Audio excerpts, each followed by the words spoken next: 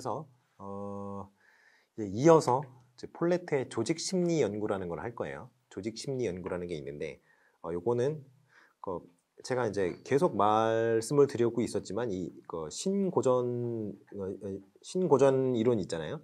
신고전 행정 이론 같은 경우에는 제가 무슨 어떤 특징이 있다고 했어요. 고전적 행정 이론 같은 경우에는 인간을 톱니바퀴처럼 생각하고 그렇게 핸들링을 한다고 했어요. 근데 신고전적 행정 이론은 그거보다는 조금 더 인간의 어떤 그 기본적인 특성, 생물로서의 특성이 있잖아요. 휴식이 필요하다는 거.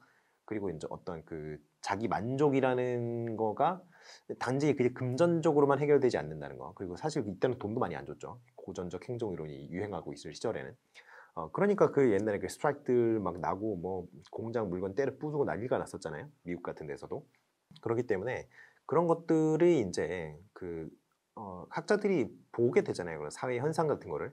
그러면서 나온 것들이 신고전적 행정이라는 걸 말씀을 드렸고요. 그리고 인간 관계론에서 조금 더 영향을 받아서 나온 이론 중에 하나가 바로 이 조직 심리 연구입니다. 자, 그래서 그 조직 심리 연구 같은 경우에는 이름에도 심리가 붙어 있잖아요. 그래서 그 어떤 그 심리적 측면을 굉장히 중요시합니다. 근데 어떠한 심리를 중요시하냐면요.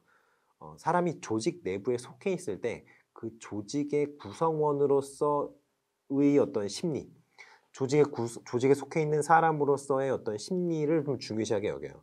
그러니까 예전에는 이러한 특성이 있었어요. 이런 수평적인 조직, 보시면 여기 권위의 수용이라든가 수평적 조정 뭐 이런 거 얘기 나오죠. 근데 예전에는 어땠어요? 사람이 위에 있으면 아래에 있고 또 그 아래에 있고 이렇게 수직적인 관계를 더 중요시했단 말이에요. 이 상명하복의 어떤 그런 구조를 더 중요시했는데 그러니까 이제 공장에서 공장주가 일을 해, 이거를 해. 그러면 그 밑에 이제 근로하는 근로자분들이 예 알겠습니다 이렇게 하고 일을 했던 그런 구조였는데 그런데 이제 그러한 어떤 수직적인 구조보다는 수평적인 구조 있잖아요. 이런 구조가 더 중요하지 않겠느냐라고 이제 얘기를 해서 나온 것이 바로 이 조직 심리 연구에서의 어떤 주장입니다. 그래서 조직 구성원 수평적인 관계니까 어때요? 그 조직 내부에서 서로 어떤 서로 상명하복의 관계가 좀 약화되죠. 그렇게 되면은 당연히 조직 구성원 간의 어떤 통합되는 그 정도가 강해집니다. 왜냐하면 너도 나도 똑같은 그런 어떤 수준에 있으니까.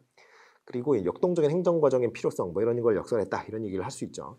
자, 그래서 플래트의 주장으로는 이런 얘기를 하는 거예요. 그 노동자가 서로 협동할 수 있는 상황을 만드는 것이 중요하다. 왜냐하면 서로 협동할 수 있는 상황이라는 게 뭐예요?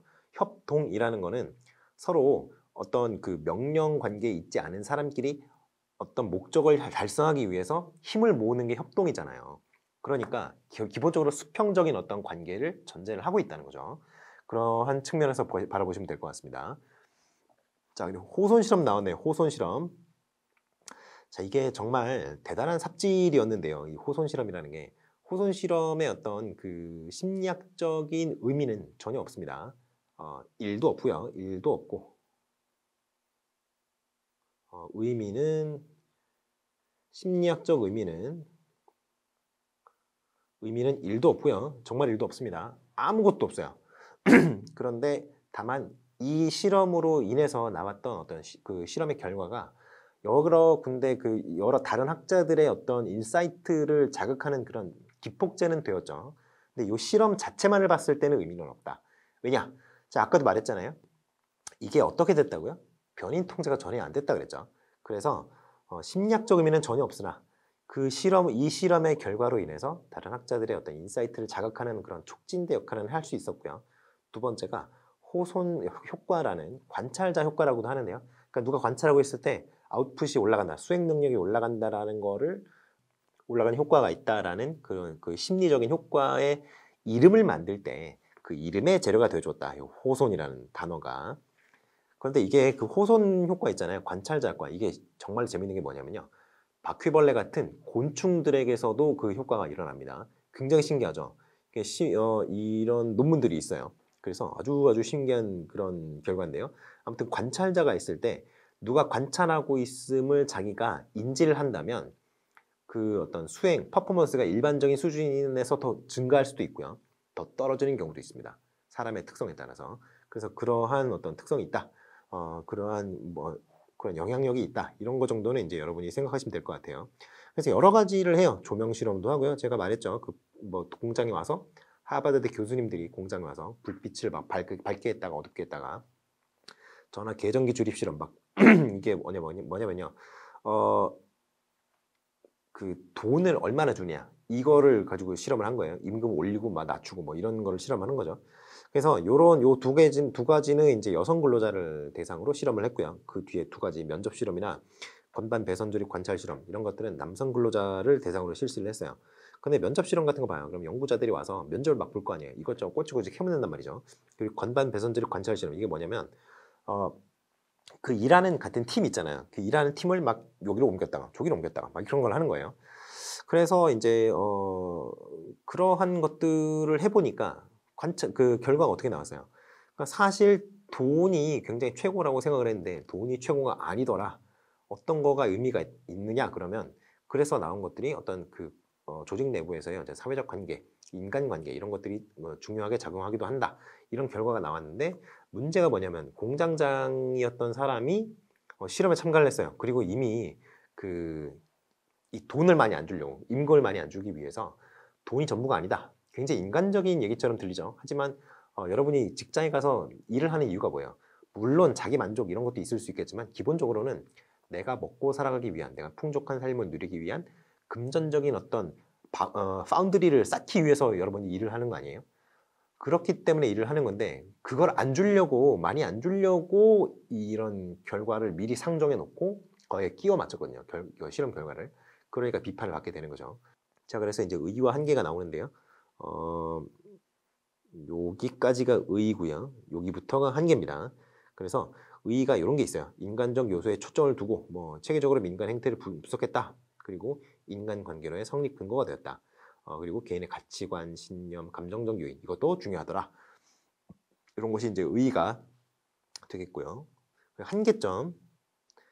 한계점인데 이게 보면은 뭐 비공식적 조직 있잖아요. 비공식 조직의 역할을 지나치게 강조했다. 왜냐하면 어떤 인간적인 관계는 공식적 조직에서 존재하고 있는 어떤 관계가 아니에요.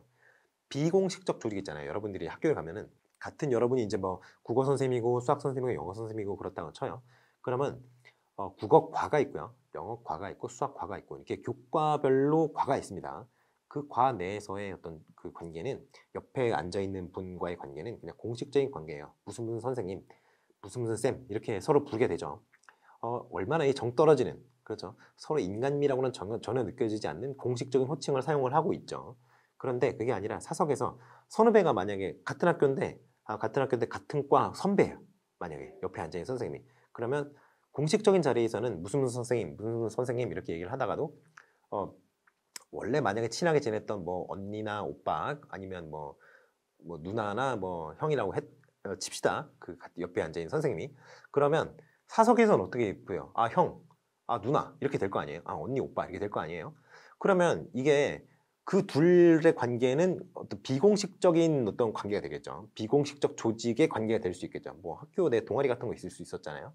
그러니까 그런 관계가 비공식적이라는 거죠. 이거는 공식적 관계의 어떤 경직되어 있는 구조상 제대로 이제 기능하지 못하는 의사 교환의 어떤 채널이 될 수 있습니다. 비공식 조직이 굉장히 좋은 기능을 하기도 해요. 그런데 비공식 조직이 그렇게까지 강력한 영향을 미치느냐? 그러면 그거는 좀 의문이라고 봅니다. 물론 일부 조직 같은 경우에는 비공식 조직이 공식 조직의 힘을 압도하는 경우가 있어요. 뭐 현기차 노조 같은 경우 그렇죠. 그런데 이 비공식적 조직의 역할이 그렇게까지 강한 조직은 사실 많지 않아요. 왜냐하면 공식적 조직 같은 경우에는 공식적 조직을 뒷받침하는 법규가 있습니다. 법령이 있다고 그랬어요. 제가 법규가 뭐라 그랬어요? 법규 명령과 법률을 합쳐서 법규 명령 규범이라고 한다고 그랬죠. 그런 규범적인 근거가 있어요. 한마디로 법이 그러한 근거를 그 조직의 존재의 의의라든가 조직의 어떤 그 운영 방식이라든가 조직에서의 의사 결정이라든가 여러 가지 조직을 운영하는 데 필요한 여러 가지를 법이 뒷받침을 해줍니다. 그렇기 때문에 공식적 조직이라고 하는 거예요. 그러니까 당연히 법의 뒷받침을 받는 조직이 당연히 파워가 공식적인 의사결정을 하는 건데 당연히 파워가 비공식적 조직보다 강력할 수밖에 없습니다. 아시겠죠? 그렇기 때문에 공식적 조직이 이렇게까지 뭐 파워가 세냐라고 한다면 그건 의문이라는 거죠. 그렇게 생각을 하시면 되겠어요. 그리고 두 번째, 조직을 폐쇄 체제로 간주한다고 했어요.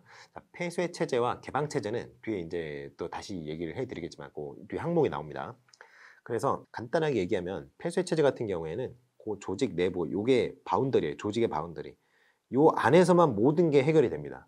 이게 바로 폐쇄 체제고요. 개방 체제 같은 경우는 이 조직의 바운더리가 이렇게 구멍이 뽕뽕뽕 뚫려 있어요. 그래서 밖이랑 이렇게 어떤 상호작용을 할 수 있는 그런 체제가 개방 체제라고 합니다. 버탈람피 이런 사람들이 얘기했던 거죠.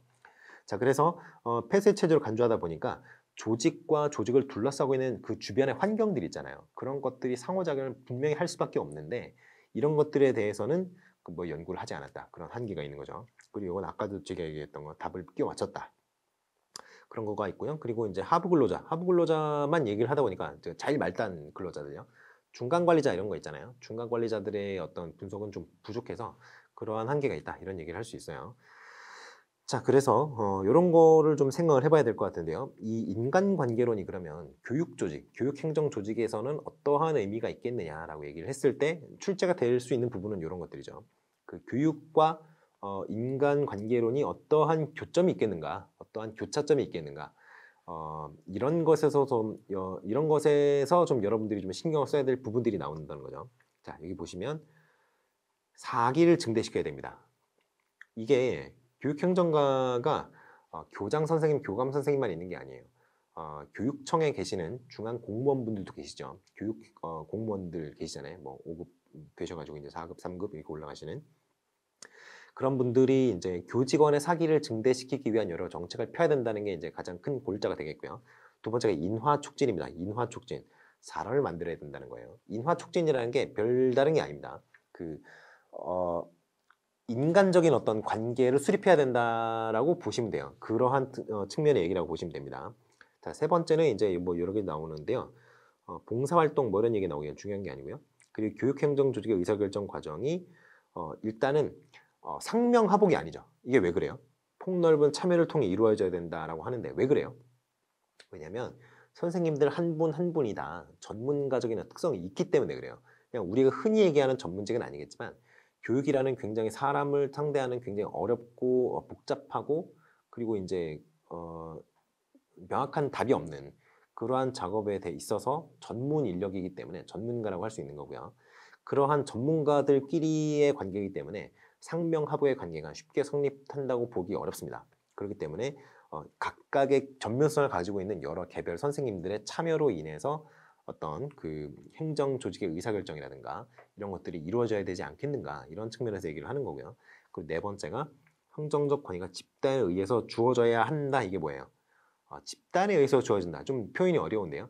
그 집단을 구성하고 있는 구성원들이 행정 결정을 내리는 그 권위에 대해서 인정해야 된다라는 뜻입니다. 그러니까 뭐 그 구성원들이 지지를 하고 있어야 된다는 뜻이겠죠. 자, 그래서 이제 여기 보면은 쉽게 말해서 조직 구성원의 사기를 진작시키면 효율이 어떻게 된다? 효율이 올라간다. 이런 식으로 이제 생각을 하시면 되겠어요. 여기 이제 호손 실험이 여기 나오는데요. 이건 아까 제가 얘기했던 호손 실험에 대한 그 쓸모없는 그 실험이었다. 이런 거를 이제 얘기하기 위한 참고 자료고요. 나왔습니다, 드디어. 관료제 역기능론이에요. 자, 관료제 역기능이라고 얘기를 했는데요.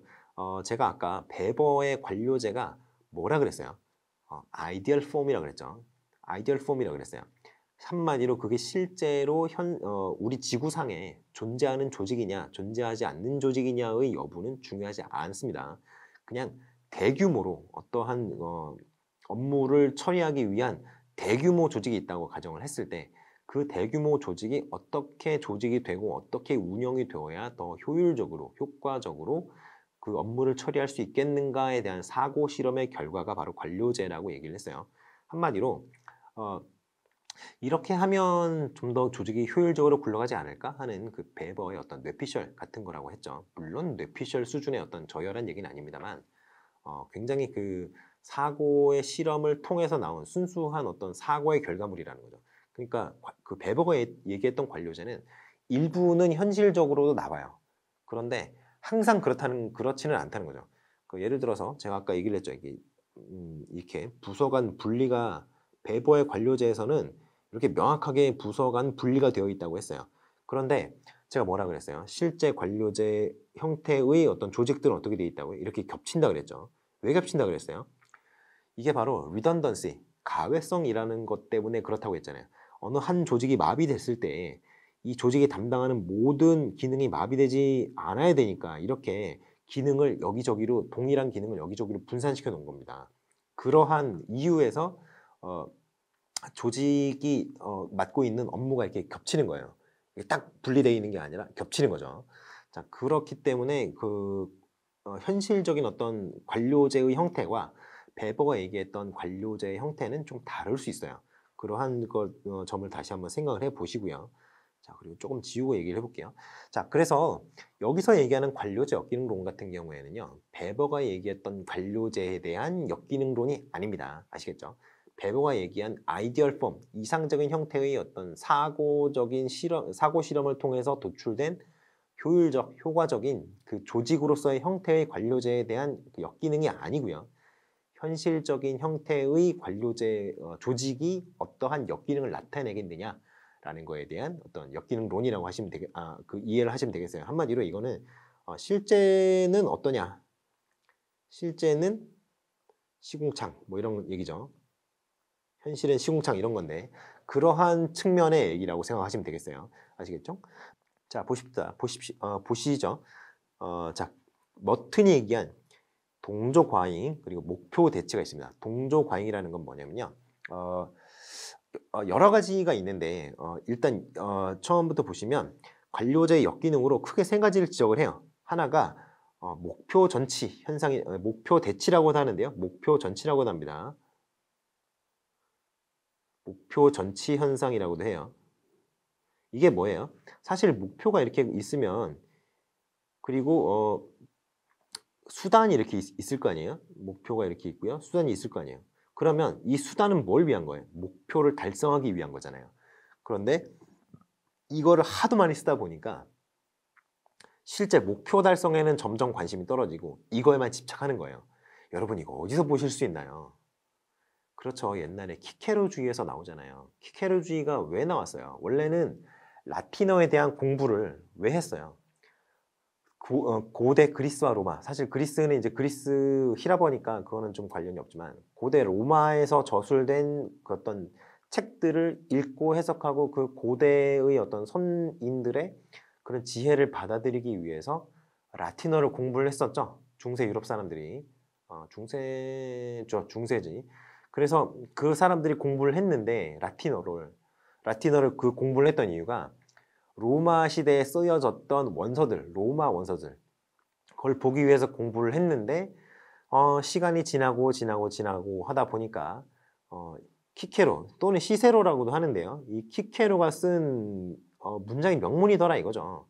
그러니까 이 문장을 그냥 암기하고 처음부터 끝까지 토시 하나 안 틀리고 잘 외우는 게 지식인. 그러다 보니 그냥 무조건 키케로의 어떤 말, 그 사람이 썼던 어떤 저술, 그 사람이 썼던 문장 이것만 그냥 앵무새처럼 외우는 게 어떤 학문의 어떤 척도가 됐던 시절이 있었어요. 이게 바로 수단과 목표가 전치 현상이 일어난 대표적인 사례라고 할 수 있겠어요. 이제까지 그 교육사 측면에서 본다면. 자, 그래서 이런 현상이 일어날 수 있고요. 이게 왜 그러냐면 그럴 수밖에 없지 않겠어요? 왜냐하면 행정 조직이라는 것은 굉장히 변화에 수동적입니다. 일반적으로. 왜냐하면 한번 어떤 그 프로시저가 정착이 되면은 그 정착된 프로시저를 다시 0으로 돌리기가 쉽지가 않아요. 보통 여러분 이제 학교에 가서 행정 업무를 하다 보시면 뭔가 행사가 새로 생기는 행사들도 있지만 보통은 그런 행사가 몇 개나 있겠어요. 1년에 많아봐야 한 두세 개밖에 없단 말이에요. 원래 없었는데 새로 생기는 행사가. 그것도 보면은 다 외부 기관에서 우리가 해줄게 한번 해볼래? 이런 식으로 협찬 또는 뭐 협력 행사 그런 어떤 요청 같은 게 들어와서 학교에서 그걸 생각을 해보니까 교육적 효과가 있을 것 같아요. 요즘에 이제 그 인공지능 관련해서 그 외부 기관들, 외부 이제 회사들, 인공지능 관련된 기술들을 가지고 있는 그 회사들 많이 있죠. 그런 회사들이 스타트업들이 굉장히 많은데 그런 스타트업들에서 학교 선생님들한테 이제 홍보를 하기 위해서, 자기 회사에 대한 홍보를 하기 위해서, 자기 회사의 기술 같은 거 홍보하기 위해서 우리가 인공지능 교육을 해줄게. 막 이런 식으로 그런데 우리가 돈을 받으려고 하는 게 아니야. 그냥 해줄게. 뭐 이런 식으로 요청이 들어옵니다. 저희가 그런 교육을 좀 하고 싶은데 교육을 해도 괜찮겠느냐? 이런 식으로 뭐 그 협력 또는 협조 이런 요청을 좀 보내고 막 이럽니다. 그러면 학교에서는 뭐 돈 나가는 것도 없고, 그리고 그 회사가 뭐 비영리로 한다고 하니까 당연히 학교 입장에서는 크게 뭐 그래요? 그럼 괜찮겠는데요? 이렇게 될 수도 있죠. 만약에 그 학교에 이제 교장 선생님이나 교감 선생님 또는 정보 선생님 이런 분들이 인공지능 교육이라든가 코딩 교육이라든가 이런 거에 좀 관심이 많다면 그렇게 되는 거죠. 자, 그래서 그런 거를 생각을 해서 이제 뭐 새로 이제 행사가 생길 수는 있어요.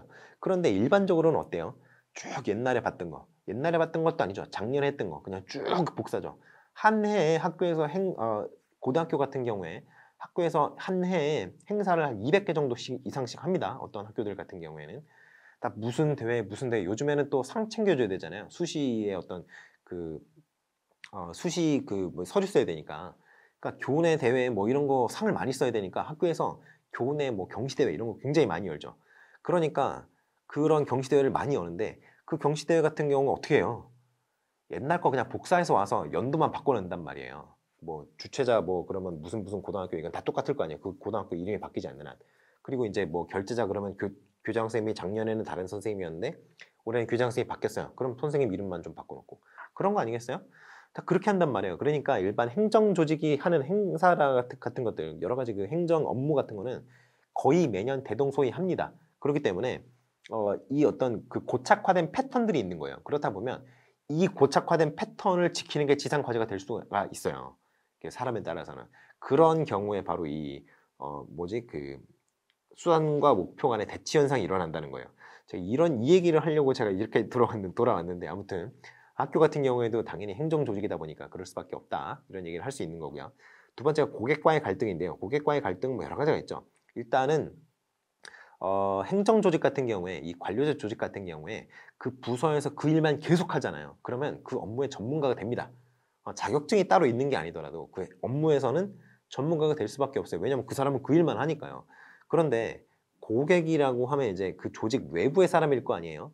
그 조직 외부의 사람이 와서 뭐 컴플레인을 건다 쳐요. 그러면은 이 사람 입장에서 봤을 때는 내가 그 일을 한참 해봤는데 이거는 말이 안 되는 것 같아요. 그러면 어떻게 했어요? 고객이 하는 얘기를 귓등으로 안 들으려고 하겠죠, 사실. 귀찮으니까. 왜냐면 나는 할 일이 많으니까. 할 일이 많은데 와서 헛소리하고 있는 사람을 일일이 상대해 줄 수가 없잖아요. 그러니까 헛소리 하지 말고 가세요. 이런 뉘앙스를 풍기면 너 지금 뭐라 그랬어? 이러면서 싸움이 난단 말이죠. 그게 바로 고객과의 갈등이라는 거예요. 이게 나오는 게 이유가 뭐라고요? 바로 그 구성원의 전문성 때문에 나옵니다. 전문성이 있다 보니까 고객과의 갈등이 생기는 거예요. 아시겠죠? 자, 세 번째. 변화에 대한 관료제의 저항. 이거가 아까 그 수단과 목표 간의 대치 현상에서도 제가 얘기를 했었지만 어떤 프로시저, 이제까지 우리가 쭉 해왔던 거 있잖아요. 그 쭉 해왔던 거를 고치기 싫은 거죠. 왜냐하면 그거 안 고쳐도 잘 돌아가니까요. 그러니까 변화를 하기 싫은 거예요. 그거에 대해서 이제 조직 전체가 다 합의가 되면 좋은데 일반적으로는 그렇게 변화를 잘 받아들이지 못해요, 사람이라는 게. 그래서 그 어떤 옛날에 그런 것도 있었죠. 그 PC방에 가서 전원을 내려보고 그런 격렬한 상황 변화에 대해서 어떻게 사람들이 대처하는지에 대한 뭐 실험이 있었죠. PC방 전원을 내리니까 어때요? 사람들 게임하던 사람들 컴퓨터 다 꺼지니까 막 욕하고 난리가 났죠. 그거에 관료제 같은 경우는 어떻겠어요? 변화하기 싫은 사람들이 당연히 그런 반응이 나오겠죠. 급격하게 변하게 해라, 이렇게 변화시켜라 이런 명령이 떨어진다고 해봐요. 그럼 다 들고 일어날걸요. 자, 그러한 어떤 특징들이 있다는 거예요. 자, 그래서 그러한 어떤 얘기들을 제가 여기 뒤에 쭉쭉 설명을 해놨어요. 여기 보시면 수단과 목표 간의 대치 현상에 대한 설명이 이렇게 쭉 있고요. 읽어보시고 고객과의 갈등도 두 가지 경우가 있다. 이렇게 해서 쭉 이렇게 설명을 해놨고요. 그 다음에 변화에 대한 관료제의 저항 이것도 쭉 제가 설명을 해놨습니다. 읽어보시면 될 것 같아요. 그리고 모르시는 거 있잖아요. 읽어보시다가 모르시는 거 그 옆에 있는 친구한테 물어보지 마시고 게시판에서 저한테 질문을 하세요. 아무래도 옆에 있는 친구분보다는 제가 좀 더 잘 알 것 같아요. 그러니까 이지쌤 홈페이지에서 질문을 하시든 아니면 제 블로그를 찾아와서 질문을 하시던 여기 밑에 나가죠. 지금 블로그 주소 나가죠. 그리고 그 외 여러분 쓰시는 거 있잖아요. 그 노란 그거 그 카 뭐 하는 거 그걸로 저한테 여기 전화번호도 여기 밑에 또 나가죠. 요 전화번호로 저한테 친구 추가를 하시고 질문을 하시든 제가 올해 뭐라 그랬어요? 올해는 여러분의 친근한 형이나 오빠 같은 그런 과외 선생님 같은 느낌으로 여러분과 만나겠다고 했죠. 그냥 물어보세요. 다만 너무 막 새벽 3시 막 이런데 저도 잠을 자야 되죠. 저는 사람이니까. 그때 물어보시면 제가 답을 못 해드리죠. 그리고 질문이 많이 쌓이는 경우에 답이 조금 늦을 수 있습니다. 그러면 일단 질문하고 다른 거 보세요. 그럼 제가 확인하고 질문에 답을 해드립니다. 그러니까 걱정하지 마시고 저한테 질문을 하세요. 그러면 이제 제가 질문에 답을 해드릴게요. 뭐 스터디 같은 거 제가 하지 말라 그 말씀드렸죠. 스터디 많이 하는 거 별로 안 좋습니다. 그 사람들한테 물어봐서 이상한 답을 알고 이상하게 외워가지고 여러분들의 학습에 지장을 초래하느니 조금 시간이 걸리더라도 저한테 물어보는 게 훨씬 낫습니다. 아시겠죠? 자, 그렇게 생각하시면 될 것 같고요. 자, 권한 위임에 따른 이해 분립. 야, 이게 좀 어려운 내용이죠. 일단 말이 어렵죠. 근데 내용을 보면 별거 아니에요. 뭐냐면 권한이 위임돼요. 왜냐면 자, 보십시오. 관료제 조직이 이렇게 생겼잖아요. 그러면 이게 무슨 의미예요? 결과적으로는 최고 의사결정자 한 명 딱 있을 거 아니에요? 아니면 뭐 위원회, 커미티 같은 게 있던가 최고 의사결정자가 맨 위에 위치를 합니다. 그 조직에서. 그 밑에 중간 관리자가 있고요. 간단하게 3단계로 나눈다면 그 밑에 말단 사원들이 이렇게 있어요. 그러면 요거를 부서가 이렇게 3가지로 나뉘어 있다고 생각을 해봅시다. 이렇게. 그러면 이 최고 의사 결정자가 모든 걸 다 하면 좋겠는데 그렇게 할 수가 없잖아요. 사람이잖아요. 그러니까 자기가 갖고 있는 권한을 여기다 위임을 합니다. 요 중간 관리자들한테 이렇게 야 A 너는 여기서부터 여기까지 네가 맡아. 야 B 너는 여기서부터 여기까지. C는 나머지. 이런 식으로 권한을 위임을 해줘요. 권한을 위임을 해주면 권한을 위임을 받은 그 중간 관리자들 있죠. 그 관리자들이 자신에게 부여된 위임된 권한을 근거로 의사결정을 합니다. 아시겠죠? 그런데 이게 일반적인 형태인데 문제는 뭐냐면 여기 보시면 있습니다. 여기 권한 위임이 조직 내 중심 체계와 하위 단위관의 이해 분립 현상을 초래한다라고 했습니다. 이게 뭐냐면 일단은 사실은 이 권한을 위임하는 게 이유가 뭐예요? 어떤 정말 의사결정을 잘하는 어떤 소수의 엘리트 계층에서 하면은 효율성이 그 조직의 어떤 운영이라든가 의사결정이라든가 이런 것들이 굉장히 효율적이고 효과적일 수 있습니다. 그런데 그렇게 할 수가 없으니까 나눠주는 거잖아요. 그게 목적이 뭐예요?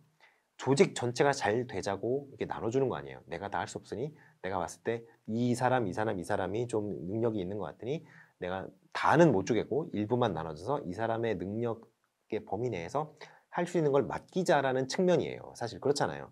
그렇게 해서 잘 의사결정이 이루어지고 어떤 행정의 업무라든가 이런 게 잘 이루어지면 그 어떤 아웃풋들을 쭉쭉쭉 모아서 조직 전체에게 환원을 한다면 어떻게 되겠어요?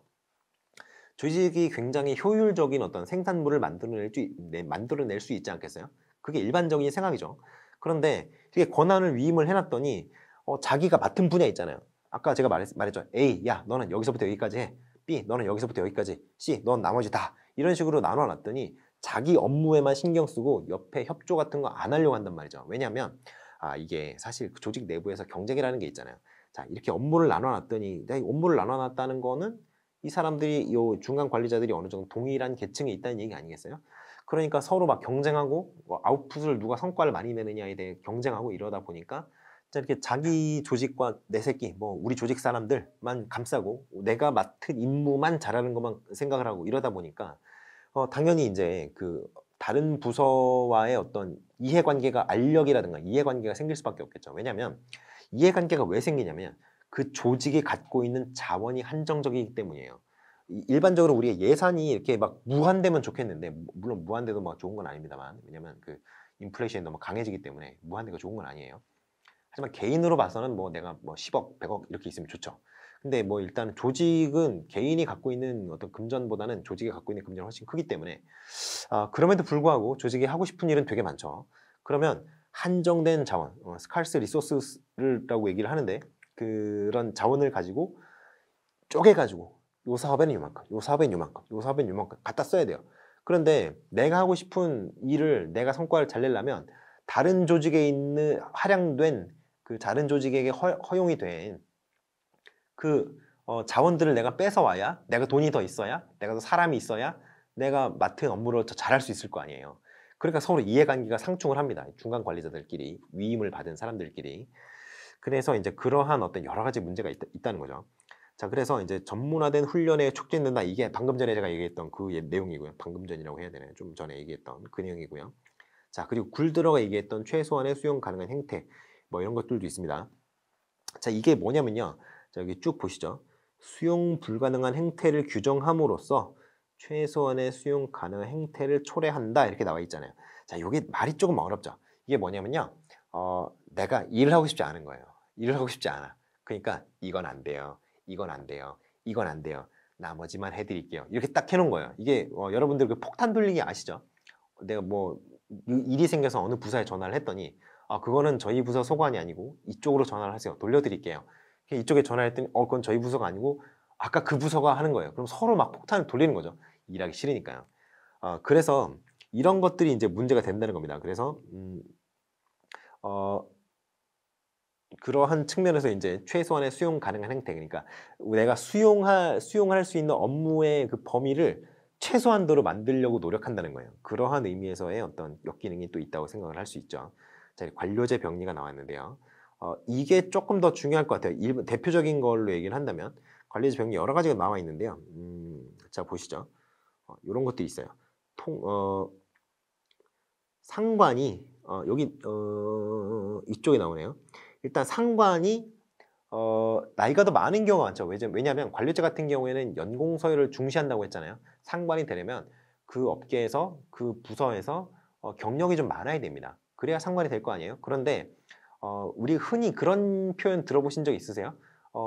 젊고 유능한 신입 사원들이 막 아래에서 치고 올라온다. 그리고 위에서는 상관이 막 쪼아댄다. 우리는 뭐 끼인 슬픈 샌드위치 세대다. 뭐 이런 하는 얘기 들어보신 적 있죠? 그럼 뭐 샌드위치라고 볼 수 있고요. 그냥 본인 능력이 없는 걸 수도 있고, 아니면 진짜 샌드위치일 수 있고. 왜냐면 사회의 회사의 어떤 구조에 따라서 회사의 분위기에 따라서 여러 가지가 있을 수 있어요. 그렇기 때문에 일괄적으로 얘기를 할 수가 없습니다. 함부로 비웃으시면 안 돼요. 그분들이 젊었을 때 얼마나 능력이 좋았을지 알 수가 없잖아요. 그러니까 그걸 비웃으시면 안 되고, 딴소리를 약간 했는데, 아무튼 그러한 어떤 상관까지 올라가기에 시간이 많이 걸리니까 새로운 기술이라든가 새로운 지식이라든가 업데이트가 안 된 분들이 많아요. 왜냐면 공부는 대학생 때 보통 많이들 하시고, 뭐 대학원, 그리고 이제 일반적으로는 이제 대학교나 대학원 때까지 공부를 했던 걸 가지고 평생 먹고 사시죠. 일반적으로. 물론 사람이라는 게 교육기관에서만 학습을 하는 건 아닙니다. 직장에서도 어깨너머로 그리고 같이 업무를 하면서 굉장히 많은 걸 배워요. 그렇지만 교육을 전문적으로 받는 시절은 아마 대학교 대부분의 성인들이 아마 학부생까지가 이제 공부를 전념을 할 수 있었던 그런 시절이고, 일부 이제 대학원을 진학하시는 분들은 대학원에서도 약간 학업을 하십니다만 그게 끝이에요. 그걸 계속 먹고 사는 그런 거죠. 죽을 때까지. 그러면 새로운 지식과 어떤 기능, 그런 스킬들로 무장을 한 신입사원들이 막 올라온단 말이에요. 그러면 결과적으로는 어느 순간이 되면 상관보다 신입사원들이 더 유능해지는 순간들, 그 부하 직원이 더 유능해지는 순간들이 옵니다. 그때 이제 자기가 내가 이 사람보다 더 이제 능력이 안 되는구나. 이거를 느끼게 되면 현타가 오면서 이제 퇴직이나 이직 같은 거 이제 만약에 이제 큰 회사 같은 경우에는 이제 자회사죠. 자회사 같은 걸로 이제 좀 회사 내에서 직급은 올리고 이제 회사 규모는 또 작은 데로 막 이직하고 이런 분들도 굉장히 많으신데요. 자, 그러하다 보니까 이렇게 자기보다 더 일을 잘하잖아요. 그러니까 의존하는 거예요. 의존을 하게 되는 거죠. 그런 것도 있고요. 그리고 이제 의존하고 그냥 잘 지내면 상관이 없는데 막 억지로 막 통제하려고 하고, 이미 능력은 이 사람이 더 좋은데 뭐 그런 것도 나타날 수 있고요. 뭐 여러 가지 뭐 있죠. 법문 용례 이런 것도 나오는데 여기 나오네요. 법문 용례 나오네요. 대표적인 관료제의 역기능을 이제 한번 살펴봅시다. 대표적인 관료제의 역기능 같은 걸로는 법문 용례라 그래서 레드테이프 현상이라는 게 있어요. 레드테이프이 이 영국에서 나온 말인데요. 옛날에는 이제 그 문서들이 여러분 이제 영화 같은 데 보시면 이렇게 말려 있죠. 이렇게 뭐 이렇게 말려 있죠. 그래서 여기를 감싸고 있는 테이프 요거 있잖아요. 요게 이렇게 돼 있는 요 테이프이 빨간색이었다고 합니다. 여기 빨간색 테이프였다고 해요. 그래서 그리고 이제 빨간색 테이프에 우리가 그 납 같은 걸로 이렇게 지장 뭐 촛불에 이렇게 그슬려 가지고 지장 같이 지장은 아니고 도장 같은 걸로 이게 봉인해 놓는 거 보신 적 있으시죠? 그래서 그런 그거를 이제 일반적으로 공문서가 그런 빨간색 테이프로 이렇게 감싸져 있었다고 해요. 그래서 그거를 끊고 내용을 확인을 해야 일을 시작을 할 수 있었던 거예요, 옛날에. 그렇기 때문에 요 레드 테이프 현상이라는 게 거기서 이제 따온 얘기입니다. 문서화되어서 전달되지 않으면 구두로 했던 거는 해줄게. 그거 내가 해줄게. 우리 쪽에서 해줄게. 그거 좀 해주면 안 돼? 뭐 이런 식으로 얘기하는 거. 서로 그냥 구두로만 하는 거. 이런 건 의미가 없다는 거죠. 무조건 공문 보내세요. 네 알겠습니다. 해드릴 수 있는데 공문 보내세요. 그렇게 한다는 거죠. 무조건 문서로 되어 있는 것만 받아들이겠다. 이게 문서 만능주의, 서면주의, 뭐 서식주의 이렇게 하는데요. 이걸로 알아두세요. 문서 만능주의. 그러니까 문서를 보내려면 어떻게 해야 돼요? 공문을 여러분은 아직 써보신 적이 없으시겠지만 공문이 굉장히 종류가 많습니다. 공문이 기관 뭐라 그래야 되나요? 그 공무원 기관들 있죠. 예를 들어 중앙 부처라든가 아니면 지방의 지방자치단체의 어떤 부서들이 서로 그 공무원 조직들끼리만 보내는 게 아니에요. 공무원들이 있는 부서들끼리만 보내는 게 아니고요. 회사랑 그런 공무원 집단 간에도 그 부서들 간에도 공문이 오갈 수 있습니다. 전자결제 시스템으로 다 되어 있죠. 어느 정도의 그 규모가 있는 회사 같은 경우에는. 그래서 이제 그런 시스템이 있다 보니까 한글을 버리지 못하는 건데요. HWP. 참 HWP. 제가 이제 한글 편집을 굉장히 잘합니다만 이 공무원 사회랑 학교를 벗어나서는 HWP는 이제 거의 안 써요, 사실. 사실은 그 마이크로소프트의 어떤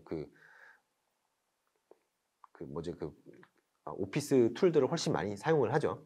자, 그런데 이제 아무튼 그런 것들을 공문을 만드는데 다 절차가 있습니다. 절차가 있어요. 왜냐하면 어느 앞으로 전결을 보내야 되고 누가 이제 최종 결정권자고 이런 거를 내가 그 일의 규모라든가 일의 성격에 따라서 교육부 장관까지 내가 전결을 해야 되느냐, 결제 라인을 만들어야 되느냐, 아니면 교장 수준에서 끝내야 되느냐, 이게 뭐라 그래야 되나요? 굉장히 정하기가 어려운 측면이 있어요. 그냥 일반적으로 현재 계신 선생님들이 그걸 결정하기 어려운 게 있습니다. 아까 이 얘기했었죠, 제가.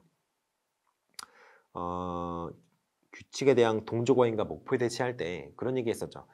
옛날 작년 거 행사를 복붙한다고 얘기했었죠. 왜 그러냐면 이게 이유가 이것 때문에도 있어요. 이게 문서 만능주의. 내가 어디까지 결제선을 정해야 될지가 미묘하니까 옛날에 이게 해놓은 게 있나? 왜냐면 옛날에 해서 문제없이 행사가 잘 돌아갔고 뭐 그랬다면 결제선이 있을 거 아니에요. 그것도 공식적으로 문서가 남아 있으니까. 그런데 옛날에 해서 문제가 없었으니까 그럼 그 결제선 그대로 쓰면 지금도 문제가 없을 확률이 굉장히 높겠죠. 그러니까 옛날 거를 그냥 고수하는 거예요. 그러다 보니까 이제 문서 만능주의 겸 아까 얘기했던 이 규칙에 대한 동조과잉 이런 것들이 나오는 겁니다. 그 변화에 대해 저항하고 이런 것들이 나오는 이유가 바로 그런 것 때문이에요. 자, 목표 전환 항상 이거 아까 얘기했고요. 훈련된 무능. 이것도 재밌는 얘기입니다. 훈련된 무능이라는 게 뭐냐면요. 아까 제가 이제 관료제가 이렇게 부서가 이렇게 나뉘어져 있다 그랬죠. 요 부서는 A 부서, B 부서, C 부서에 있다 그랬어요. 각각에 맡고 있는 업무가 좀 달라요. 전문성이 있다는 얘기죠. 그 업무에 대해서는. 그런데 어떤 사람이 A라는 조직에서 한 3년 있었다고 칩시다. 원래는 이제 2년 정도마다 이제 순환 근무를 하고 있지만 어떤 사람이 한 3년이 아니라 10년 여기서 근무를 했다고 쳐봐요.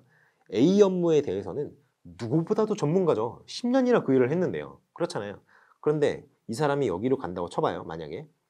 그럼 B 업무에 대해서는 어떨까요? 무지하겠죠. 무지할 수밖에 없습니다. 그냥 곁다리로 듣는 거랑 여기서 실제 일한 거랑 전혀 달라요. 물론 안 듣는 것보다는 낫겠죠.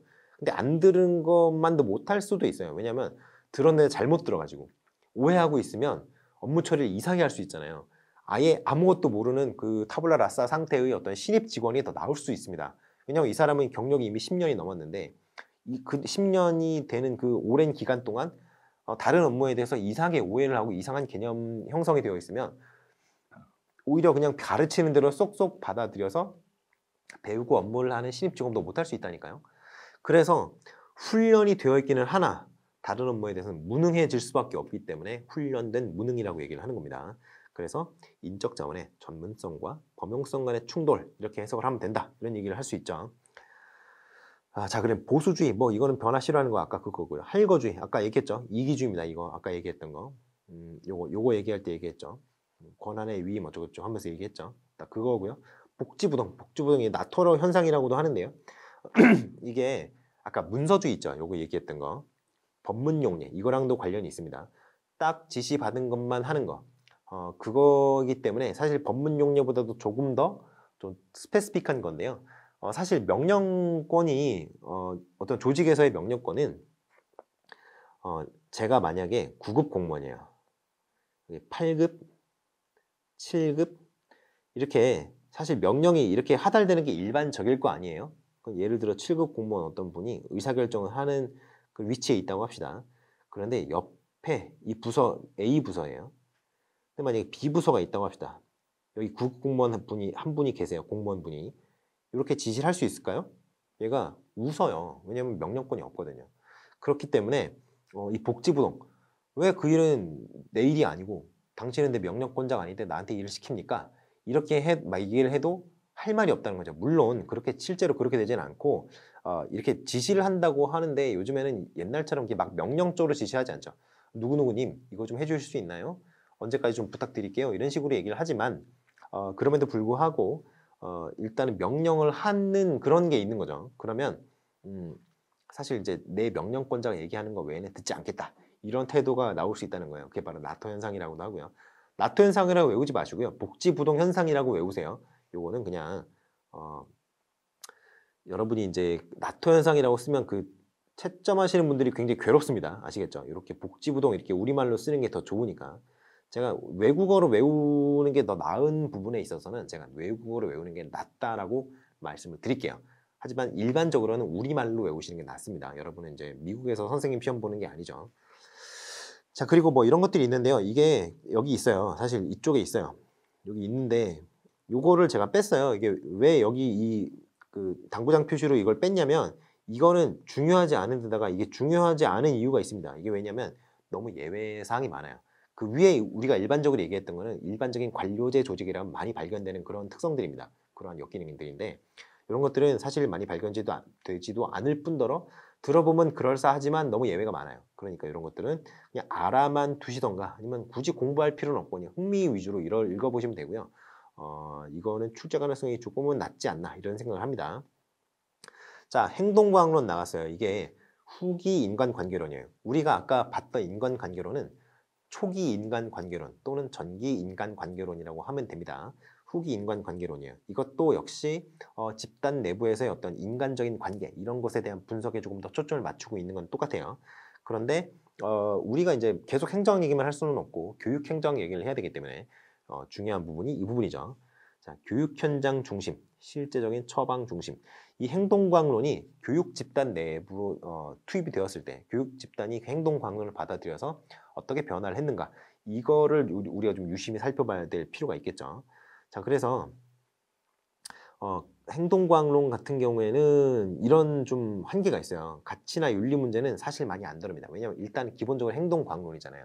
어떻게 행동을 어떠한 조건을 줬을 때 행동이 변하느냐 행동을 좀 효율적으로 바꿀 수 있느냐 이런 거에 좀 초점을 맞추고 있는 거기 때문에 문제 해결에 크게 도움이 되지 않는 그런 약간 그 이런 생산적인 측면이라면 문제 해결에 도움이 될 수 있죠. 근데 그게 아니라 어떤 인간 대 인간으로서의 어떤 문제, 인간관계 내부에서 발생하는 문제인 경우에는 문제 해결에 큰 도움은 안 된다는 거죠. 자, 그래서 아무튼 뭐 이렇게 그 후기 인간관계론 여기 이제 행동광론을 쭉 얘기를 할 텐데 이렇게 이제 세부적인 내용을 한번 보시겠어요. 협동체계론, 협동체계론이 바로 호손 연구에서 큰 영향을 받았던 그런